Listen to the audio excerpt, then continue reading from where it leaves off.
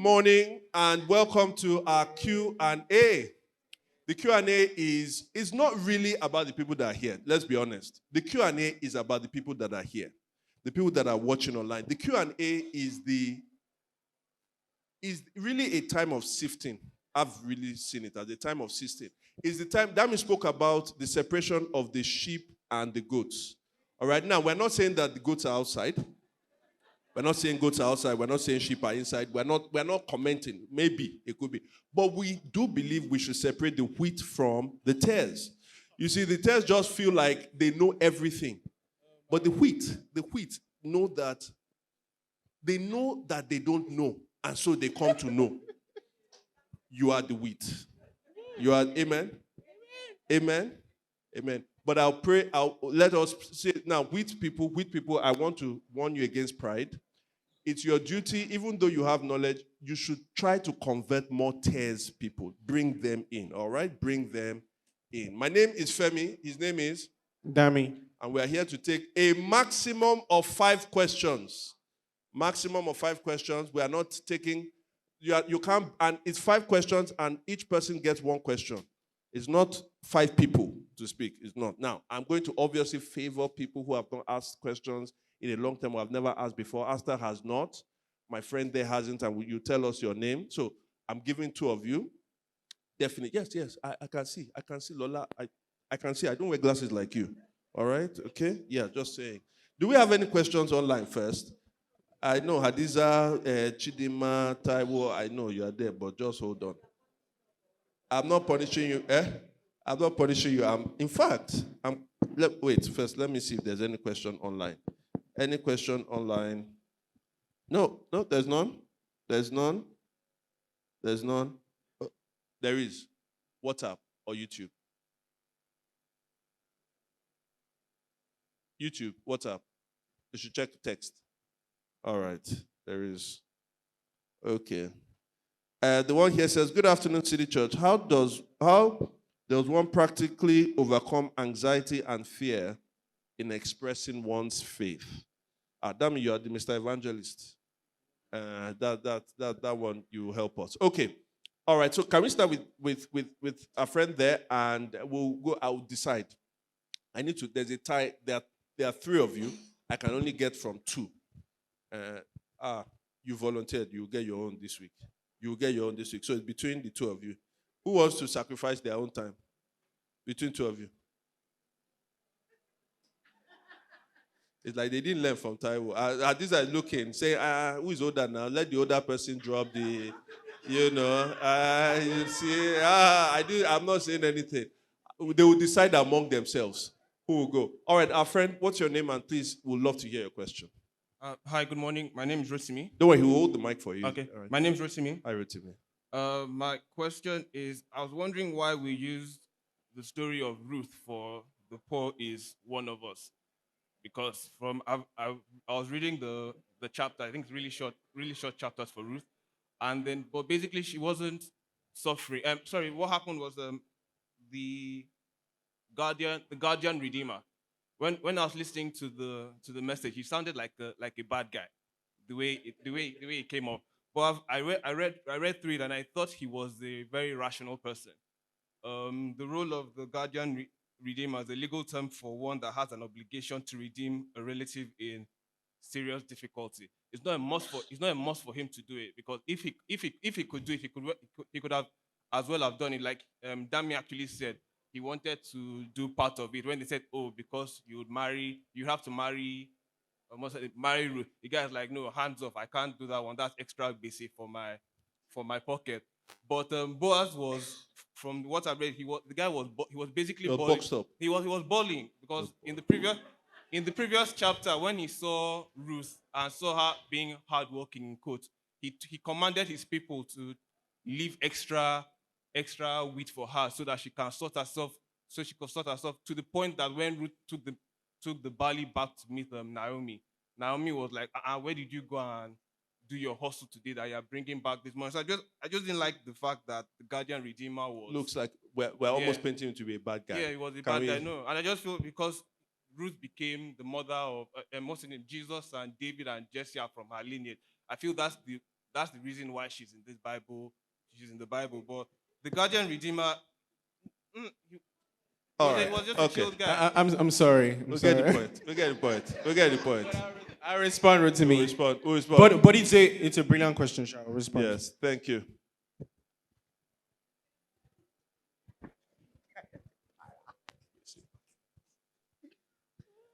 Okay, good morning. My name is Asta.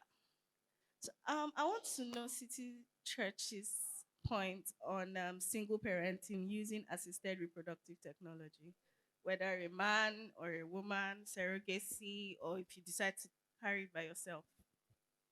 Thank you. Thank you for that question. All right. Who's next? Taiwo is next because she showed sacrifice. Okay, my question relates to what I sent to you yesterday. It's a clip about two guys arguing or talking about, they're supposed to be scholars, and they're talking about the origin of the Bible and also Jesus being black, and just saying that, education, even some of the scriptures in the Bible were from Africa. You know, yes, we know the Egypt part, but I'm just wondering, some of the things they said sounded kind of wild. And I was wondering, because they suggested that if St. Luke was one that painted the black Madonna and child, then that suggests that Jesus was black and all of that. So I just wanted to know if there's any truth in any of. And there were some other things about, possibly the birth of Jesus from the Virgin. That maybe that was a stolen narrative. There were other traditions that basically had that.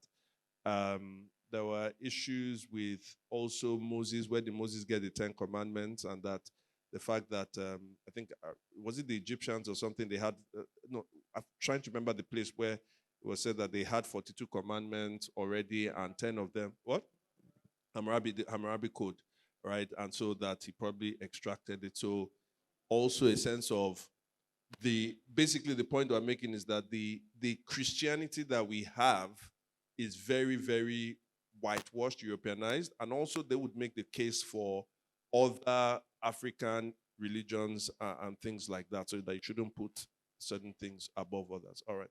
So thank you. Yes. Hadiza said she respects her elders, and I respect my elders too. So Chidima, go ahead. Adisa, thanks. Oh, sorry. Okay, so good morning, by the way. Morning. Concerning today's sermon, it was really, I would say it's kind of it was very emotional for someone like me. However, sometimes I struggle with, when you have a lot of people around you in a place like Nigeria where so many people are poor, and so you have so many people around you needing help, financial help. So sometimes I struggle with the balance of how do you balance not feeling guilty on one end, that sometimes you can't help. You have to say no. And then that feeling of self-preservation for your future. So this is what I mean. So in the present, you have a lot of people drawing you on this end. They need help. So based on Dami's sermon today, so how do you look at that need as an individual and not feel guilty that you can't? And on the other end, how do you say to yourself, I can't do this. I can't help some of these people because I have to plan for my future, so where do you balance it? And it doesn't seem like you are not trusting God and you are not In regard for the poor and all of that. Okay. Hadiza, I don't like the way you're looking at me. Who thinks we should give Hadiza? Who thinks? It's not that unanimous, so Hadiza. I was even thinking all of them like, wow. Okay. All right, now they're all coming. All right, Hadiza. Okay, so my question is kind of okay. Let me just ask: from the genealogy of Jesus, where you have 14 generations removed from 14 generations before you now go to the birth of Jesus, and then there's the 40 days, 40 fast of Jesus. There's a basically what I'm saying is figures in the Bible. So we have a lot of figures. 3 days he died, he woke up, he fasted for 40 days. God created the world in 7 days, rested on the seventh day. And then we have a lot of denominations who have practices around these figures in the Bible. Now, are they biblical? Are they being biblical by Because quoting about, those practices? we have to fast for 40 days. We have to do something for three Maybe days like in commemoration with maybe like the children. Somebody has a child and she doesn't come out for in 7 days. not 7 days. No. 41 days. 41 days. The All this, naming. the naming, and then all those figures that we are they biblical? Are they set in, or Yeah. they are? Good question. Good question. Okay. So we have 6 questions. Let's go. Let's crack. Let me start with the simplest of all questions. Ask that question. Then we just like. So, Asa's question, right? Asa's question is, what do you think about single parents using reproductive technology to bear children? Okay. Now, people say I don't answer questions quick enough, all right? And that it takes a lot of time. Let me allay your fears. I'm going to answer this question in a very long way. I'm not going to. It's not short because it is a complicated question, and I will never I will never answer this question in a straight way because it's not simply a rational question. It just isn't. There is something, and I won't go into all the sociology of it and all of that, but all around the world, people are getting married later. People are having children later. And this has a lot to do with urbanization. And if you go into the cities of the world, this is even more pronounced. And one of the things that we've seen very clearly is where there has been an increase in the education of women, there's also been an increase in the marriage age, and also fertility rates are going down. It's just a fact. It doesn't mean the education of women is a bad thing, God forbid. It's just a fact that once you put those factors together, this is causing delays in marriage. And so when you look in a city like Lagos, for instance, I know when I used to think about my parents and the distance between our parents' generation and us in terms of many of our parents' generation already had children by the time before they were 30. They had their children.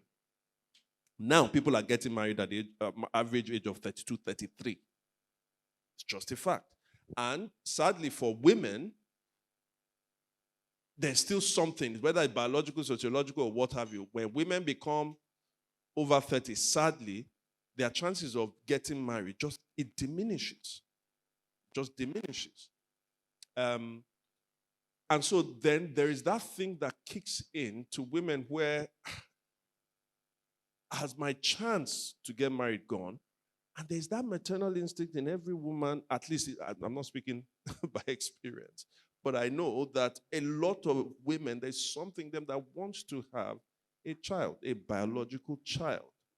And so many people who have turned to looking at where reproductive technology could help assist, it's born out of that pain. I know this, I have counseled, I have spoken, I have prayed, I have cried for people. One of my biggest burdens, honestly, I'll just be frank, as a pastor, is the what I'll call advanced age single ladies in our church. It pains me, and I believe in the fact that you can be single and fulfilled. I 100% believe it because your fulfillment is in Christ. But I also know that the fact that you are fulfilled in something doesn't mean that a desire that you may have that is also unfulfilled, that you may still feel pain from that. And so a lot of people who have moved towards that direction have considered that direction. It comes from that. And I do want to say this to, first of all, if any of you are in that situation, that God sees you. God sees you. Sometimes your community, your family, your spiritual leaders, we may pretend that we really know the pain that you have. and I say pretend not because we are intentionally pretending, it's just we are trying to identify to the best that we can, but we don't see the tears every night. God sees all of those things. All right, so I do want to say that. And you can continue to take your pain and your cares, cast your cares and your burdens before the Lord, for he cares for you. And he's demonstrated that in that he gives you the best gift of all, a gift that can never be taken away from you. That being said, now, the framework, I would tend to say with all that I've said, with all those caveats and no condemnation of anyone, I think that the Bible would tend to push against that. And I answer that from the standpoint of what it means to bring a child into this world. I think there is an underlying assumption from those who would do this that they are enough to raise that child. And I don't think that a single parent, by God's design, is what is ideal to raise a child. Now, this is not a statement against people who, by circumstance, became single parents. Notice there's a difference between what you become by circumstance and what you become by design. Right? By design means that you started off without that position. By circumstance means that you didn't plan for it or you accidentally came into it. So somebody making a choice to go down that road is making a design choice. And I think that assumption that they are enough for that child also comes from, sadly, maybe a willingness to extinguish the pain that they feel. But I do want to say to people that I don't think it is fair, as you're trying to deal with that pain, to bring a child into this world and cause that child pain of not having the other parent. It's not by accident that God causes every child, and I would say again, even this is the biblical basis for us saying that we don't think that homosexual marriage is right and then bringing children up in that regard. We follow the design of God to say what enabled a child to come in, what was sufficient for conception is also sufficient for nurturing.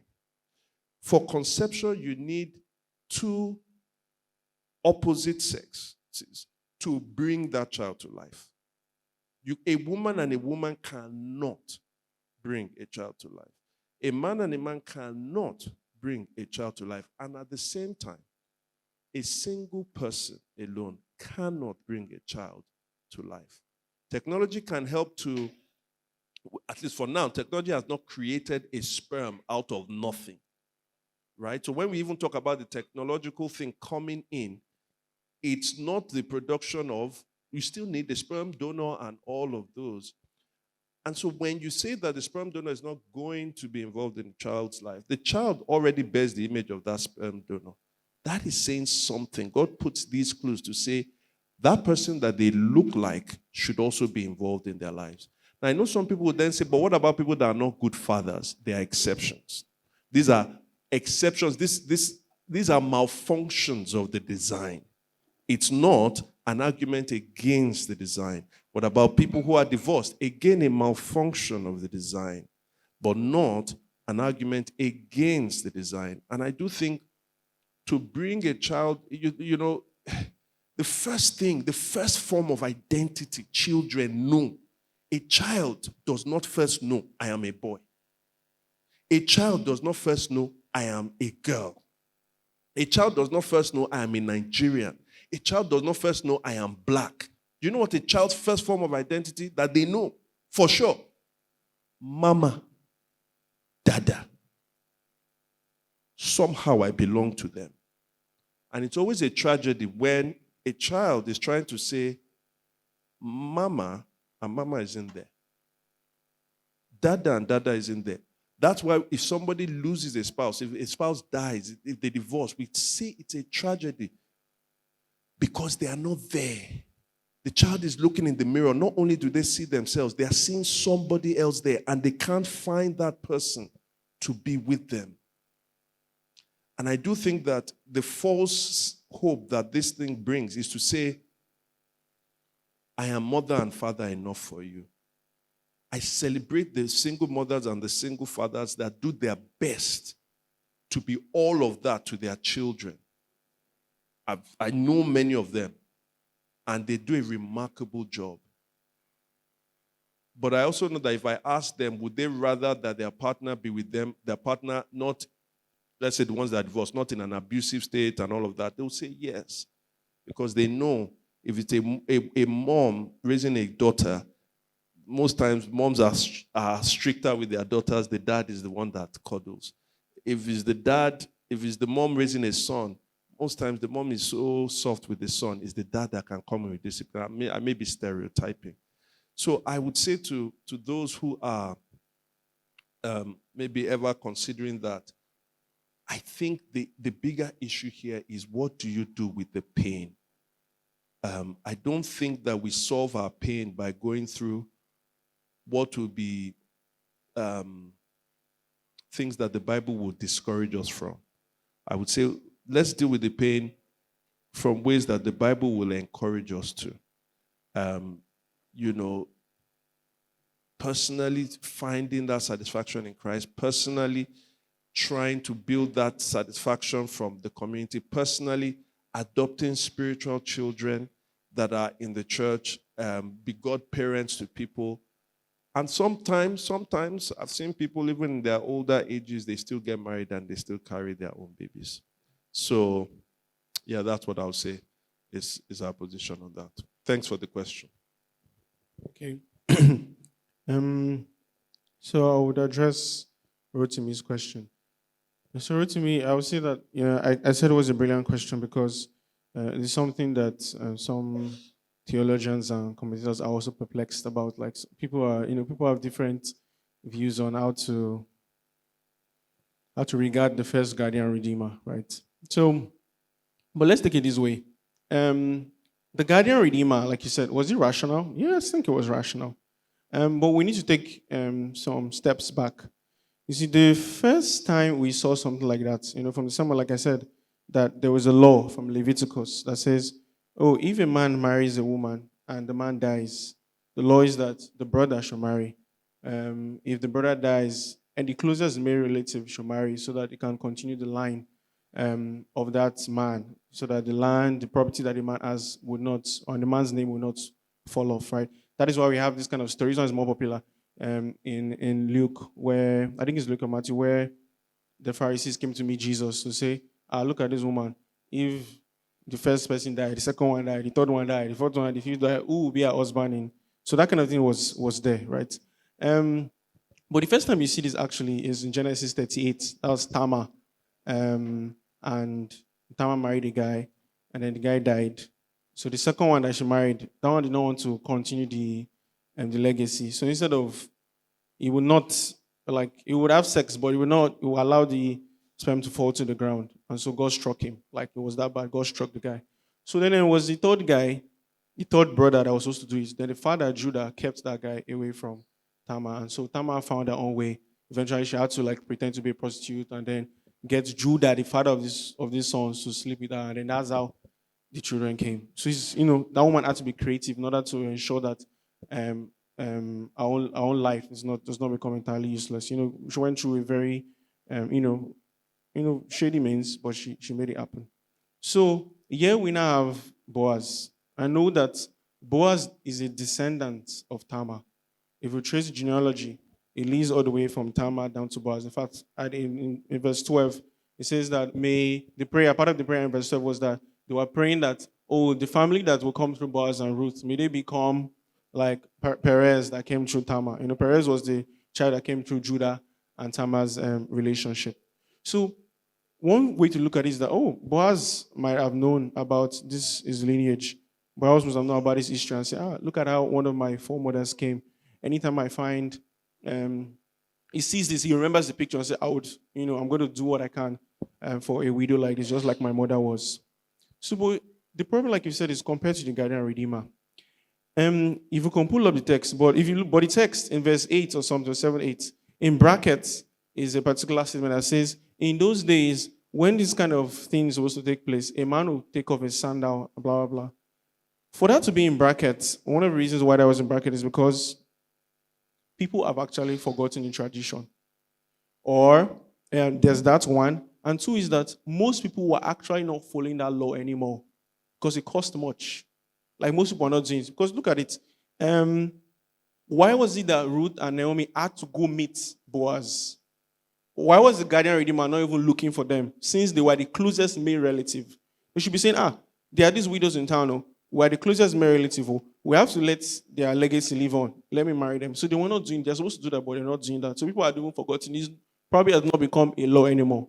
So that's why Boaz says that, I'm one of the guys, but I'm not the main guy. So let me go and meet this guy. So I went to meet this guy, and this guy said, no, he's not going to do it. By the times, that was fine. That's rational. By the times, it's okay, I'm fine. But the beauty of the story is that Boaz was willing to go beyond, over and beyond what was expected of him, according to the tradition and the culture of the time. Boaz did, and the comparison is just like Ruth and Oprah. Oprah, like Pastor Tony preached, if you listen to someone, a committed family, he said, Oprah did not really do anything bad. She was like rational. Like, things are not working out for this woman, so I will just go on my own. And Pastor even mentioned that sometimes you have to be able to count your cards and say, I don't think I can give more to this relationship at this time. Let me check out. So Oprah was rational. But Ruth stands out, and the book is written after her, named after her, is because she went beyond what was expected of her. She went beyond what was ordinary. So, and the same thing for Boaz. So Boaz is exceptional and stands out because he did more than was expected of him in that sense. So yeah, so it's fine to, you can say the guy is rational, but Boaz is exceptional, and that's why his name is remembered, and the guardian redeemer's name is not, and our book is named after Ruth. So yeah, so that's the point. I don't think that makes any sense to you. You try, Abby. Let me go another direction without necessarily going to substance of it, is to say, and this I'm just going to preaching and exposition and interpretation. He could have gone in two directions on that because we don't really know exactly fully everything about that guardian redeemer, right? We do know for a fact that he was the first, so he should have done it. Two, we do know that he didn't want to do it because it was going to inconvenience his estate. Now, it could be that he was going to inconvenience his estate because he wasn't as rich as Boaz. We don't know that. We just know he was going to inconvenience the estate. He had an estate, one, and he was at least wealthy enough to be able to do it. That's why Boaz went to meet him, right? Now, whether he was going to be as rich as Boaz, we don't know. Whether he was as rich as Boaz, we don't know. Whether it was going to be significantly detrimental to him, we don't know.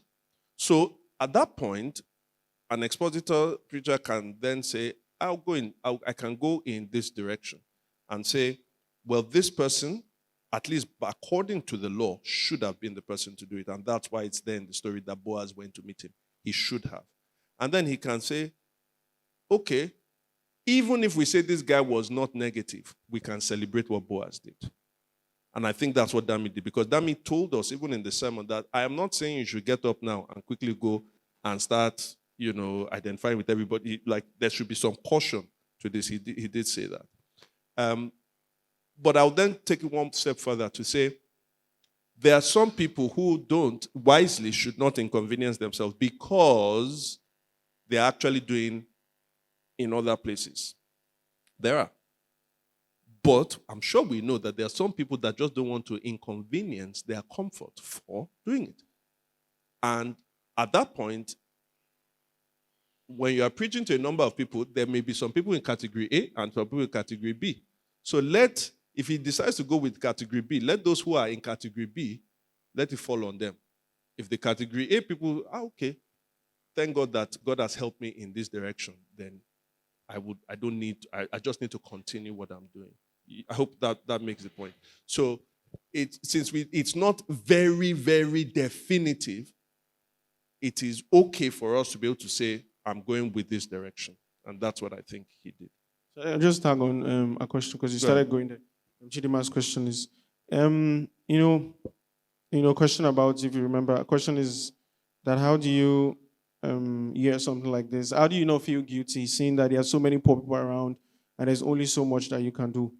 Yeah, in preparing the sermon, part of my prayer was that, I don't want to preach. I don't want to preach, and I don't want to preach in such a way that all the rich people in church will feel guilty. Like that was not my intent. Like, oh, you now listen to someone, I'm rich, so man, I wish I don't have what I have, or oh, look at what I have, look at this poor. I don't like, the kind of things where people say, do you know all the children in Sudan that have not eaten, and then you are eating at slow restaurants and splice, Like the Bible never motivates us from that point, from that angle. The Bible is always stirring us from love, like in response to what Jesus has done for us.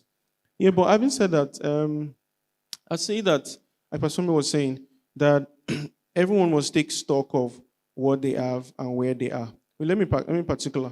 So let's say someone listens to this sermon today and the person is earning, a huge amount of money, and the person is living like in a rich neighborhood. So what should the person do? Should the person say, I need to, go and take a smaller job with an NGO where I earn like significantly less so that I can serve the poor directly, so that I can be with them? For some people, that might be the route. God may call them to that kind of work. But for some people, I think, and maybe where we stay, maybe many more, God might actually want you to be there, because God is not just particular about us reaching the poor. God also wants to reach the rich too. There are also souls that God is concerned about. So there is that reason. But there's also the fact that you don't want to do so much in a way that that you now become a burden on other people, because you're trying to save people that are overburdened. So now if you now lose this job, take a lesser job, and then you now become a burden, so that means other people now have to now care for you, right? So there's that. But there's also the sense in which, so there's a thing about you don't want to become a burden, essentially, which you want to do it in such a way that you can still meet your obligations. You also want to do it in such a way that it doesn't affect something like your health.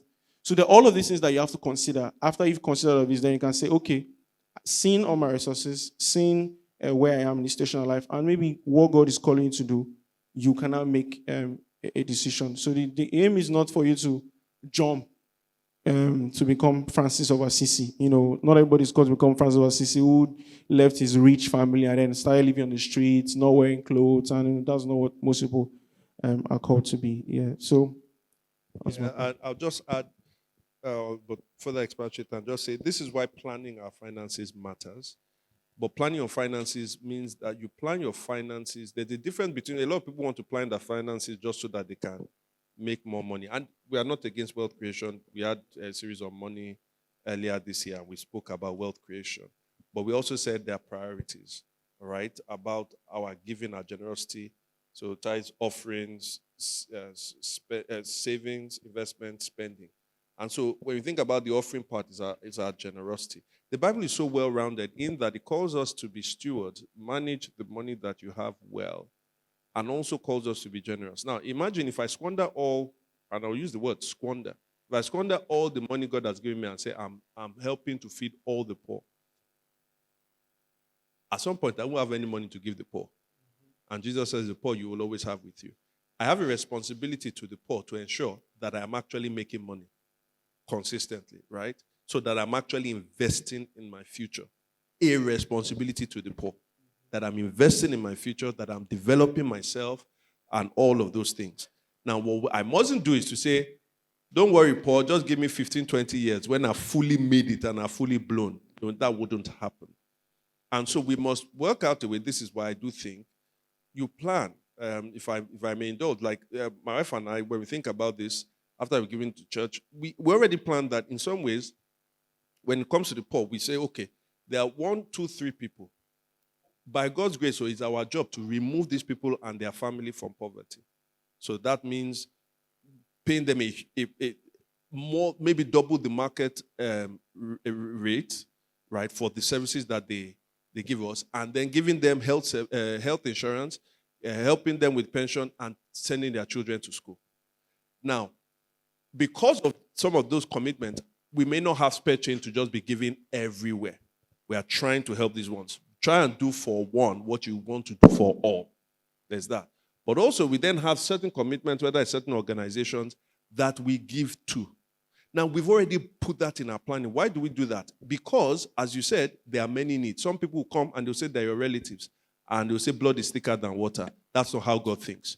We have responsibility towards family. We have a line item in our budget that says, okay, when we are giving to family, this is the one we give to family. But we don't say blood is thicker than water, so we must ensure everybody in family is taking. Do you know how many people I have in my family, right? So we say what God says about family. We see what God says about the poor. We see what God says about church. And we see what God says about investing. So there's a part of us identifying with our own limitedness. That means I cannot do for everyone. There's also a part of us identifying with the specialness of certain things that God has said. You know, that Matthew 25 that Dami read for us, on one hand, it can be applied to all the poor, on one hand. But the truth is, read in context, it's not just all the poor. It is actually the poor in the church. If you do this to the least of these brothers and sisters of mine, right? And so the Bible always puts primacy first for the people that are closest to you. But that same principle then works out for those who are even outside of those who are close to you. So you do have a response. That's why with our Jubilee, for instance, Jubilee is not just money that we take for all the people outside of the church. No, we give to the people in City Church and we give to people outside of City Church. And personally, too, we have to think about things like that. But that's why it's also important to know this is how much we spend on the operations of our house, our school fees. This is how much we give to church. This is how much we give to wider church. This is how much we give to poor people in our family and all that. It's important. And I'll end with this on this point. It's another principle Tosi and I live by. And I won't say to all of us. And maybe this is also to Rotimi's thing, if I was putting caution on the Guardian Redeemer. If, as a Christian, you live your life, you have everything. If you have everything, you are able to buy everything you can afford. You are able to buy everything you can afford. You are not living as a Christian. If you have everything you can afford, you're not living as a Christian. Because when you think about all the generosity demands that is poured upon us, it means we should not be able to.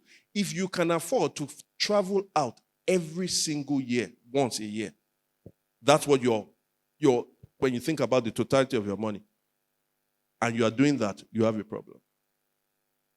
You have a problem. And many people organize their lives that way. I am first going to build in pleasure, all of those things, because me too, I must travel. Okay, I'm not jackpine, but I must whatever. You sure you get? Now, I'm saying that may mean that because of generosity demands, it may mean that you travel 2 times in 3 years for the kingdom of God, right? Now, if you are somebody that could travel twice a year, maybe you travel once a year. Why? Because your money is there, your money is there, your money is there, your money is there. We already do that for investment, don't we? We do that for investment. We say, I can do this, I can do that, but if I if 95% of what I have goes on my expenses, in 30 years' time, when I don't have any paid employment, what's going to happen? We do that for our natural investment. How won't you do that for investment in the kingdom of God and for those who can't give you anything back? So we look at our stuff and say, no, why are we only just giving 10, 11? We should be at 18, 19% of our income going away, maybe 20, 25 to 30% in investment, then maybe 50-something% in expenses. And in that way, at least you are a bit more responsible. So that's what I would say on that. Taiwo's question about the different challenges that you have. Was Jesus black? How many of us, if we think Jesus was black, you're not opposed to the idea, but do you think he had woolly hair? That's the one everybody always goes to. Yeah, woolly hair. What else? You think Jesus was black too? Why? No, I didn't ask whether it was brown. I asked whether it was black. What do you think Jesus was black? No. All right. Are you willing to change your mind? Do you think it was brown, black? You don't know, but he had woolly hair.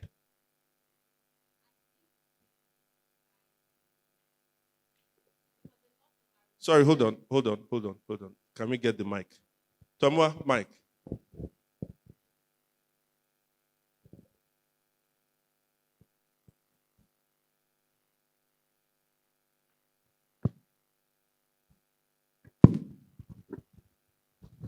Okay, He'll hold sorry. on. So I think, yes, I was saying that I think we would be surprised if we met Jesus, because a lot of our resistance to the notion that he could be black, if we check ourselves, is very much because of how westernized Christianity has been. And the reality is that Christianity is very much more Eastern and even African in many ways. So I don't know if I know for certain, but I think there's ways in which we should even question some of our questions. So is it possible to say Jesus is definitely not white, but Jesus is also not black? Right? So I want to sort of balance two things, because there's a way you can push against the notion of the whiteness of Christianity, which is actually a falsehood, and then we can be pushed into a blackness of Christianity where it is too black. Right? And what that does is that it makes us fodder for conspiracy theorists. So as far as we know, and so I listened to, Taiwo sent me this discussion of two black scholars. And so they quote a lot of sources and things like that. Now, the question Taiwo asked, and it's true, is there any truth to it? As with all falsehoods, there's always some truth to it. So let's first start by saying, you are an educated bunch and a lot of you have read stuff. Let us be really, really careful about the whitewashing of Christianity. A lot of the Christianity we grew up with was just whitewashed, and we don't see certain things. See, colonialism has done a very bad thing to us. Very, very bad thing. So you can't see. I was stunned one time when I was going through studying the Bible and seeing how much Africa is in the Bible. Like how much? First of all, Moses' wife, Africa. I don't know about black, but Africa. Africa. All right? Manasseh and Ephraim's mom, Joseph's children, they are half African. Right? They're half African. He was married to the daughter of the priest of On, right? So already, even in the lineage of just the Israelites, the Jews, you can see Africa there. Right? You can see Joseph, this guy, the one that carried Simon of Cyrene, an African guy a Libyan guy carried the cross for Jesus Christ. Early in the book of Acts, in Acts chapter 13, there's a guy he said his name is Lucius, or in bracket they put Niger. You know the word. You put don't make it one G, make it the double G. That's why they called him surname. He was dark. So in the early church, the earliest church in terms of expansion, when you think of the 1st to the 4th century, in the Roman world, I can dig the pictures, but the earliest churches were within the Middle East, small part of Europe, small, like Italy and all of that because of the Roman world, a lot of North Africa.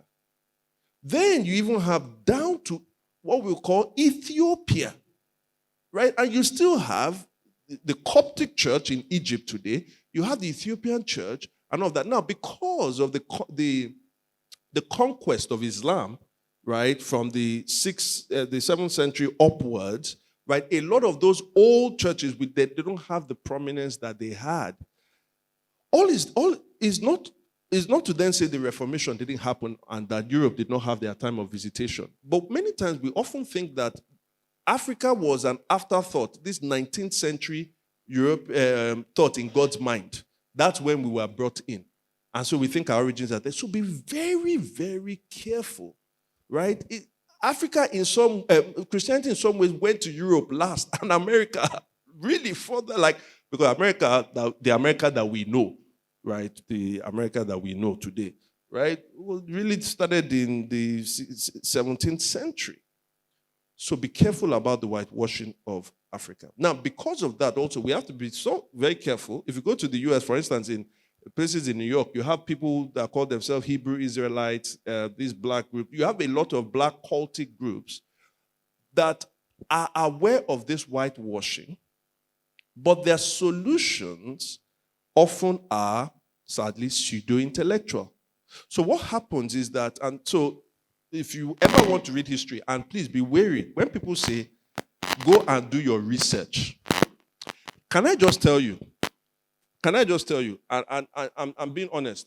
Most times, it is not very easy for you to do real good research by opening your computer and you start with saying google.com. That is just truth. I'm just being truthful, right?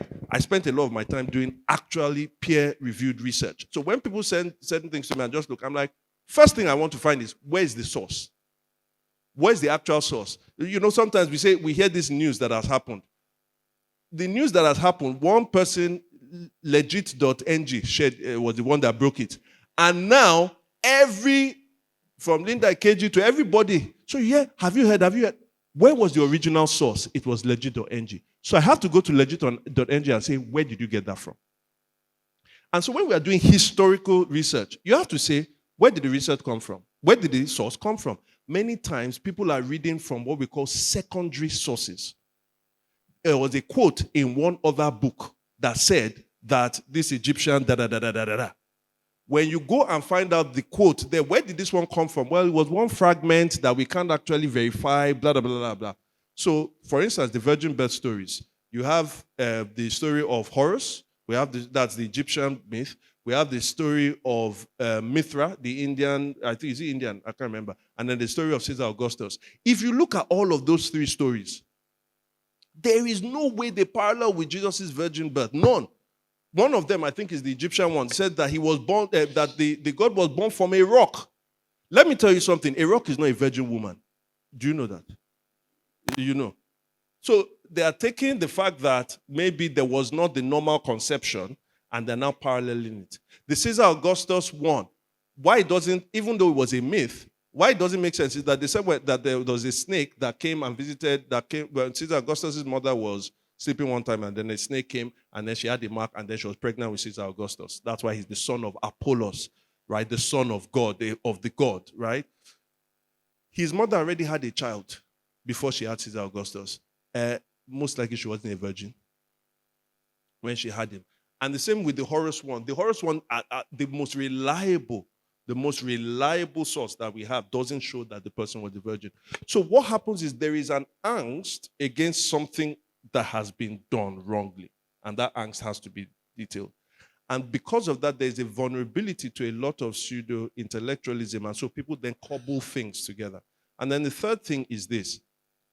There's an inability to read the biblical story for itself.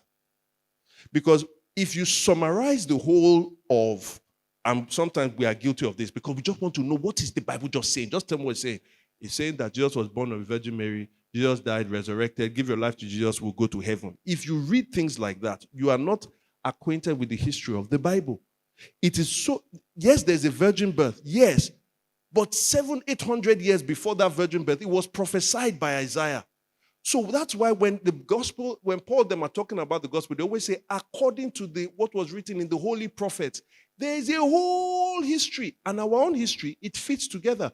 What happens is we compare with one fragment, what these guys do, fragment of one person's history in Egypt, 300-400 years after, you compare with this Roman story, and then we now say, it doesn't hold together. Whereas what we have is a fully held together story of almost 3,000 plus years. And so many times you find those things don't work. Jesus, as far as we know, Arabs, both in the Middle, brown-skinned people have been there, both in the Middle East up until North Africa. That's why even, and a lot of trade routes, that's why you look at the Somali people and the people that are even Ethiopian, they don't look exactly like us, do they? There's been a lot of that region. It's just that when you look at Africa, Africa is separated from them, but that region is more closely aligned. They're more closely aligned than other regions, right?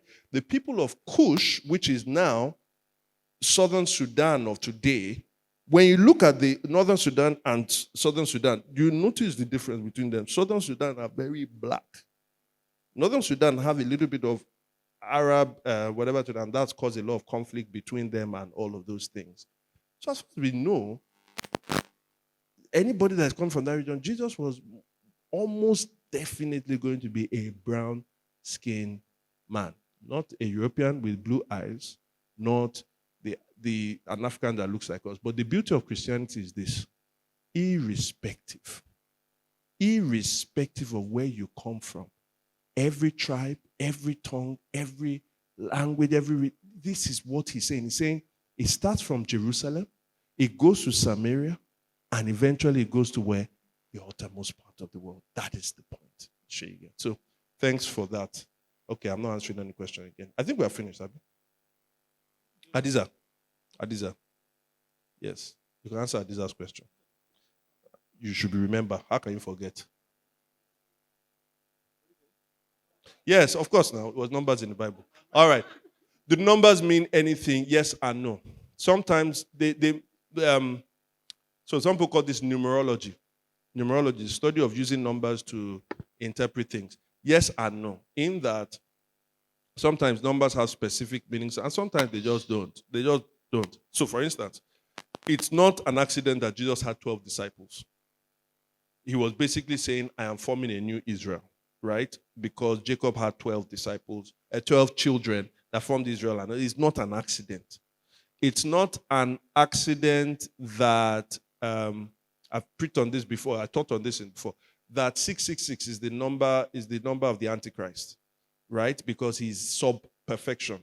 777 would be. So he apes God, but he's not quite what he is. Now, when you go to the book of Revelation, for instance, Revelation almost always numbers are symbolic or something. They're not 100. We're not going to have 144,000 people in heaven. 144,000 is basically the number of the people of God for every generation. 12 times 12. 12 in the Old Testament, tribe of Israel. 12 in New Testament, tribe of Israel. And he keeps his promise to 1,000 generations. 144,000. All right, so it's symbolic. The same thing about he will reign for 1,000 years. It's symbolic of the church age. But there are places where people, I think, take it too far. And every single thing means something.